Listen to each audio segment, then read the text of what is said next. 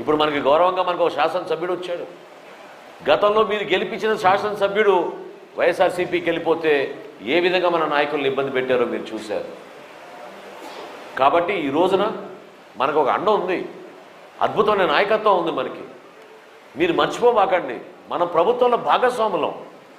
ఈరోజు తెలుగుదేశం పార్టీ నుంచి గౌరవ ముఖ్యమంత్రి గారు చంద్రబాబు నాయుడు గారు అక్కడ ముఖ్యమంత్రిగా ఉన్నారంటే జనసేన పార్టీ పవన్ కళ్యాణ్ గారు ఆ రోజు నిలబడ్డారు, ఈ కార్యక్రమాన్ని ముందుకు తీసుకెళ్లారు. కాబట్టి ఈరోజు పొత్తు అనే విషయం ఉందంటే ఆంధ్రప్రదేశ్లో ఆ రోజు జనసేన పార్టీ నుంచి మనం నిలబడి త్యాగం చేసి ప్రతి ఒక్కరిని కూడా ఒక్క ఓటు కూడా చీలనివ్వని నేను ప్రతిపక్ష ఓటు అని పవన్ కళ్యాణ్ గారు ఇచ్చిన మాట మేరకు మనం అందరం కష్టపడి పనిచేసాం. అది మర్చిపోబాకండి. చిన్న చిన్న సంఘటనలు జరుగుతాయి, ఏ రాజకీయ పార్టీలైనా ఉంటాయి. మనకి పక్కింట్లోనో లేదా మన ఇంట్లోనో ఉండవా సమస్యలు? చెప్పండి. సమస్యల్ని మనం జాగ్రత్తగా ఓపికగా సహనంతో ఏ విధంగా మనం సొల్యూషన్ తీసుకురావాలనే ఆ భావన మనందరిలో కూడా కలగాలి. 14వ తారీఖున జరగబోయే ఆవిర్భావ దినోత్సవం ఒక ప్రత్యేకత ఉంది. దానికోసం మేము అందరం వచ్చాం ఇక్కడికి ఇంత దూరం ప్రయాణం చేసి.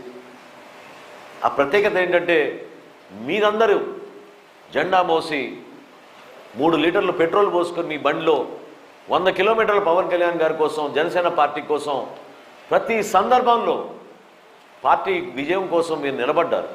మీరు ఎవరు కూడా డబ్బులు తీసుకుని ఓట్లు వేయలేదు. నిస్వార్థంగా దేశ రాజకీయాల్లో ఏ పార్టీ కూడా ఇటువంటి జన సైనికులు, వీర మహిళలు ఉన్నారని చూసి వాళ్ళే ఆశ్చర్యపోతూ ఉంటారు. అంత జాగ్రత్తగా మీరు పనిచేశారు, నాయకత్వాన్ని నిలబెట్టారు.